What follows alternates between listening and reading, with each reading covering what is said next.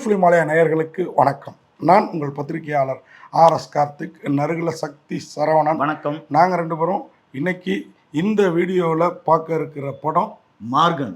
நம்ம விமர்சன விவாத நிகழ்ச்சியில் பார்க்க இருக்கிற படம் மார்கன். மார்கன் மார்கன் ஒரு மார்க்கமாக இருக்கும். விஜயகாந்தின் டைட்டிலே பாருங்க. யமன், பிச்சைக்காரன், கொலகாரன், கொள்ளை இப்படிலாம் எடுத்தாரு. ஆனால் இது மார்கன்கிறது என்னன்னா கடலில் பிறந்தவன். ஓகேவா? கடல் நீரில் பிறந்தவன், கடலில் பிறந்தவன், அந்த மீனிங்கா. அவர் ஏன் ஒரு கருப்பு பெயிண்ட் ஒரு சைடு அடிச்சுட்டு வரங்கிறதுக்குலாம் ஏதாவது விளக்கம் சொன்னார். ஆனால் நேற்று படத்தில் அதெல்லாம் ஒன்றும் எனக்கு தெரியல. படம் முழுக்க அவர் வந்து முகத்தில் அந்த கருப்பு பூசிட்டு வர்றார், ஒன் சைடு மட்டும் ஷேடோவுக்காக. இல்லை, அந்த இன்ஜெக்ஷன் வந்து போடுறப்ப ஏதோ சொல்கிறாங்க, இந்த இது B2 ஏதோ சொல்லுவாங்க, இன்ஜெக்ஷன் போடுறதுன்னு அவர் போடுவாங்க இல்லையா? அவருக்கு லைட்டாக போட்டிருப்பாங்க, அதனால பாதி பக்கம் இதுவாயிடுதா? ரைட். அந்த டைம் மட்டுமா இந்த படத்தில் குறைய நான் சொல்லல, ஏன்றது கேட்டேன், நீங்கள் சொல்லிட்டீங்க அதுக்கு விளக்கம். அப்போ குறையே இல்லை. உண்மையாக விஜய் ஆண்டனி சமீப கால படத்தில் கொஞ்சம் வித்தியாசமாக நடிச்சிருக்கிறாரு. அதை விட அவருடைய சகோதரி மகனா அவரை ஹீரோ ஆக்கிறதுக்காக இவர் நின்று வழிவிட்டு இருக்கிறாரு. அது பெரிய விஷயம். முதல்ல அந்த பையனை வந்து வில்லன் மாதிரி காமிக்கிறாங்க.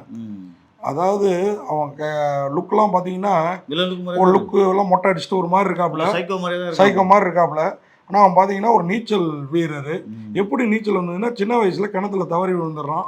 அங்கே அவனை வந்து ஒரு சித்தர்கள் ஆமை வடிவில் வந்து ஒரு சித்தர் தூக்கி விடுறாரு. அதில் உயிர் பிழைக்கிறான். அது முதல்ல அவன் பார் கிடைக்குது. அது முதல்ல அவனுக்கு வந்து ஒரு விஷயம் நடந்துச்சுன்னா அது கிட்டத்தட்ட டைம் மாதிரி தான். அதிக ஞாபக சக்தி இருந்தாலும் பார்க்காத விஷயத்தை நீங்க எப்படி அதுக்குள்ளார போய் பார்த்து சொல்றீங்க? அப்ப அது டைம் டிராவல் மாதிரி தான் ஃபீல் பண்ணிருக்காங்க. ரெண்டுமே இருக்குது. ஆன்மா பாஞ்சு அவன் பின்னாடியே போய் ஃபாலோ பண்ணி அந்த கிராஃபிக்ஸ், அந்த CG ஒர்க்லாம் பிரமாதம்.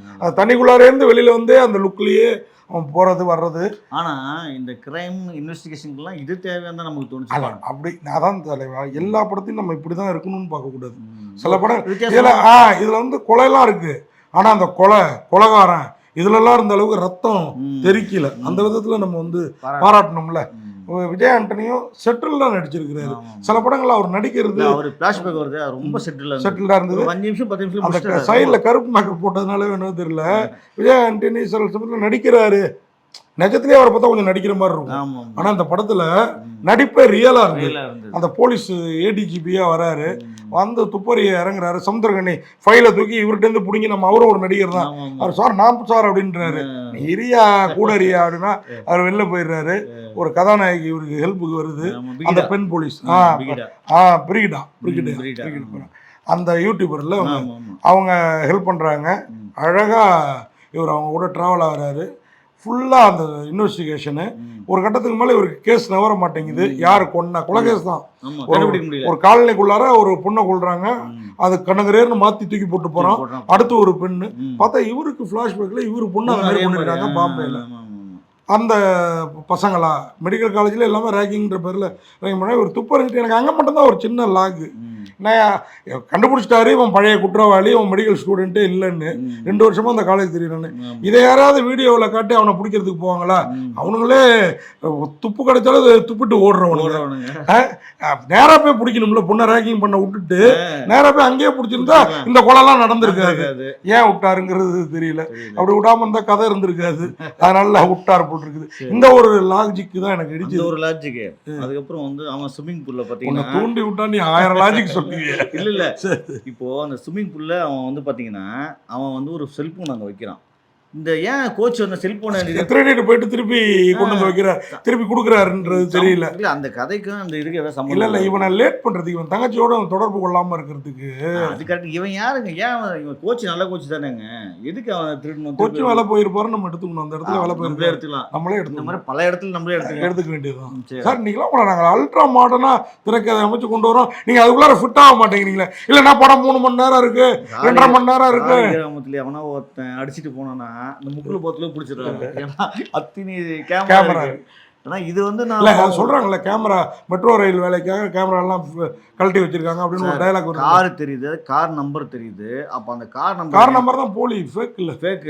ஃபேக். ஆனா அந்த கார் வச்சு கண்டுபிடிச்சாங்க. அது ஓகே, கதைக்காக கொஞ்சம் அப்படியே உள்ள போன கார் எந்த வழியில போச்சுங்கிறது கண்டுபிடிக்க முடியல. அதெல்லாம் ஆனா இருக்கு. அப்புறம் பாத்தீங்கன்னா அந்த கார் இங்க டிராவல் இருக்கு, இந்த டிராவல் இருக்கு, அங்க டிராவல் இருக்கு. அதெல்லாம் இவன் அமானுஷத்துல கண்டுபிடிக்கிறாப்புல. ஆமா அதுக்கப்புறம் ஸோ சொல்றேன். உங்களுக்கு லாஜிக்காக அதெல்லாம் சொல்லிடுறாரு. அங்கே ஒன்று டைலாகாக வருது, சில சீனாக வருது. நீங்கள் கொஞ்சம் கொரட்டை விட்டீங்கன்னா கோட்டை விட்டுருவீங்க. கொஞ்சம் கொரட்டை விடுற மாதிரி இருக்குதுங்கிறத நீங்கள் சொல்ல வரீங்க. சொல்றீங்க. ஆனால் வந்து எனக்கு அப்படி தோணல. நல்லா பண்ணியிருக்காரு. அவருடைய முந்தைய படங்களை காட்டிலும் இந்த மார்கன் இல்லை ஆரம்பம் உண்மையில சூப்பராக இருந்தது. தப்பு செய்ய அந்த அந்த இவரு சித்தர் அந்த சேலத்து பக்கத்துல நான் அந்த கோயிலுக்கு போன காலங்கி சித்தர் அந்த குளத்துல குளிச்சு எழுந்துச்சா அந்த கிணத்துல உங்களுக்கு உடம்புல உள்ள வியாதி மன ரீதியான வியாதிகளும் தீரும். ஒரு முறை போலாம் தான் நினைச்சேன். நம்ம போயிட்டு வருவோம், ஒரு டூர் போட்டுருவோம். ஓகே, நல்லா அந்த மாதிரி விஷயங்களை சொல்லியிருக்கிறதுக்காக பாராட்டணும் தலைவா. கண்டிப்பா. அதுவும் வந்து ஒரு வேற்று மதத்தை சேர்ந்தவர் விஜய் ஆண்டனி. அவர் வந்து நம்ம இந்து சித்தர்கள் இதை வந்து பெருமையா பேசுறாருன்னா நம்ம ஒத்துக்கணும்ல. ஸோ மார்கன் வந்து விஜய் ஆண்டனியுடைய முந்தைய படங்கள் மாதிரி மார்கன் வாங்காம ரசிகர்களை வந்து காவந்து பண்ணிருக்கு. நிச்சயமா அந்த படம் வந்து டபுள் மடங்கு வந்து நல்லாவே இருக்குது.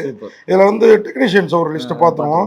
உண்மையாவே விஜய் ஆண்டனி த்ருவ் கோரக் அப்படிங்கிற போலீஸ் ஆஃபீஸர் ஏடிஜிபியா நடிச்சிருக்கிறாரு. அஜய் தேசன் அவர் தான் தமிழ் அறிவுங்கிற அந்த இவரோட அக்கா பையன். படத்துல இல்ல நிஜத்துல இவர் வந்து அவருக்கு வந்து ஹீரோ ரோல் இதுல கொடுத்துருக்காரு. வில்லனிக் ஹீரோ, கொஞ்சம் வில்லன் மாதிரி தெரிவாரு. அதே மாதிரி மகாநதி சங்கர் துலுக்கானோ நல்ல கேரக்டர், இன்னசென்ட்டா மிரட்டி இருக்கிறாப்ல. ஆமா, அவரு நல்ல கேரக்டர். சமுத்திரகனி கொஞ்ச நேரமே சீனியர் ஆபீசரா வந்து விஜயாண்டிலாம் இருக்காரு, நம்ம வர நடிச்சு கெடுத்து கிளம்பிட்டாரு. ஆமா, சீனியர் ஏடிஜிபி ராஜா டிஎன் சென்னை, தமிழ்நாடு சென்னை. ராமச்சந்திரன் அந்த கேரக்டர் வந்து முருகலுங்கிற ஒரு கேரக்டர். அந்த ராமச்சந்திரன் தான் அப்பா கேரக்டர். நல்லா நடிப்பார் தெரியுங்களா அந்த ராமச்சந்திரன். அவரு பேரு அவருக்கு பொருந்தலையா என்னன்னு தெரியல, செம நடிகர். அவர் இன்னும் தமிழ் சினிமாவில் அந்த இடத்தை எட்டு பிடிக்கவே இல்லை ராமச்சந்திரன். இந்த பையனுக்கு அப்பாவா வர்றாரு, அறிவா வர அஜய்க்கு அப்பாவா வர்றாரு. பிரிகிடா இன்ஸ்பெக்டர் ஸ்ருதி, அந்த பொண்ணு தானே வேற லெவல்ல இருந்ததுப்பா. தீப்ஷிகா அதுதான் அந்த ரம்யாங்கிற அந்த கேரக்டர்ல வந்து செத்து போற பொண்ணு. ஆமா, அர்ச்சனா அகிலா அப்படிங்கிற கேரக்டர்ல வராங்க. கனிமொழி வெண்ணிலாங்கிற கேரக்டர்ல வராங்க. எல்லாருமே நல்லா நடிச்சிருக்காங்க. அதே மாதிரி வினோத் சாகர் தான் அந்த ஐஸ்டன் கேமரா நம்ம இந்த படத்துல வந்தாரு, நம்ம விஷ்ணு விஷால் படம் அந்த சைக்கோவா. அதே மாதிரி நடராஜ் அவரும் நல்லா நடிச்சிருக்கிறாரு. அருண் ராகவ், இப்படி நிறைய பேர், கதிர், ராஜாராம், அபிஷேக், நிகாரிகா எல்லாருமே நல்லா பண்ணியிருக்காங்க. இன்னொரு ரம்யா. ஆமா, டைரக்டர் லியோ ஜான் பாலையும் விஜய் ஆண்டனியும் பாராட்டணும். இப்படி சித்தர்கள் எல்லாம் எடுத்து படத்துல பேசியிருக்கிறதுக்காக. விஜய் ஆண்டனியோட மியூசிக் எந்த சம்பந்தமும் இல்லை இல்லெல்லாம் சொல்ல முடியாது. இந்த பையன் அதை தானே கத்துக்கிட்டு துப்பறிகிறார் விஜய் ஆண்டனி. அவரோட மியூசிக் உண்மையா நல்லா இருக்குது. இந்த படத்துக்கு எல்லாருமே சிறப்பாக பண்ணியிருக்காங்க. Production house Vijay Antony film corporation. இல்ல இந்த படத்துல வந்துரும் தலைவர். இந்த படத்துல நான் வந்து உறுதியிட்டு கூறுறேன், மார்கன் ஒரு மாற்றமா இருக்குது, வேற லெவல்ல இருக்குது. நன்றி, வணக்கம். இந்த வீடியோ உங்களுக்கு பிடிச்சிருந்தா லைக் பண்ணுங்க, கமெண்ட் பண்ணுங்க, ஷேர் பண்ணுங்க, சப்ஸ்கிரைப் பண்ணுங்க.